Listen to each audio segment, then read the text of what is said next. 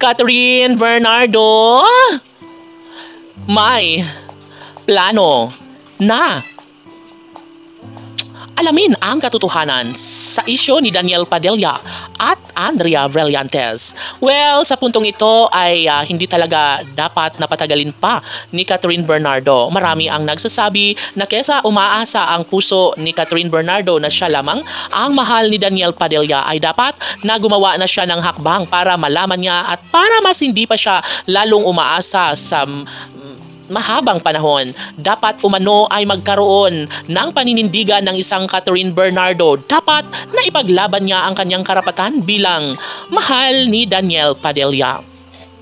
Siyempre, lahat naman ay talagang nangangarap na magkaroon ng pagkakataon na maibulgar ang katotohanan, na malaman ang kung ano nga ang estado ngayon sa chismis na kalat sa social media platform ang madalas na pagkikita ni Daniel Padilla at Andrea Brillantes.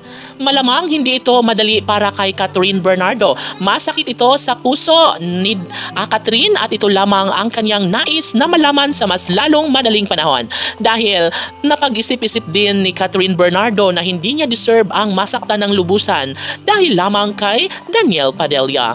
Masakit sa pag-aamin ni Catherine Bernardo na kung sakaling magawa man ang na may katotohanan na tuluyan nga na nagloko si Daniel Padilla sa kanilang pagmamahalan.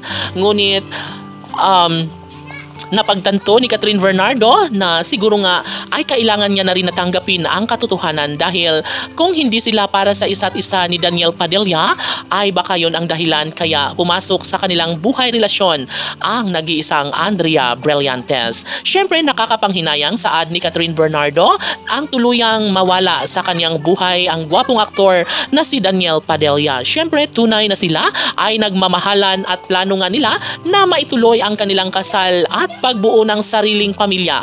Paano na nga kaya ang kanilang mga sumpaan kung tuluyang mawala sa buhay ni Catherine Bernardo si Daniel Padilla?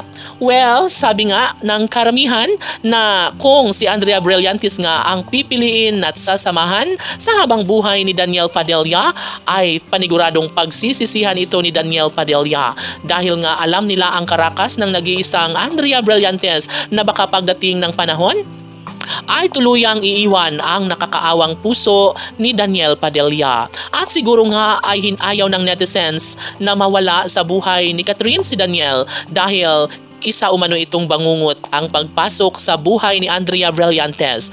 Dapat ay pagplanuhan at pag-isipan ng bonggang-bongga ni Catherine at Daniel kung anuman ang mas nakakabuti sa kanilang relasyon. Laban!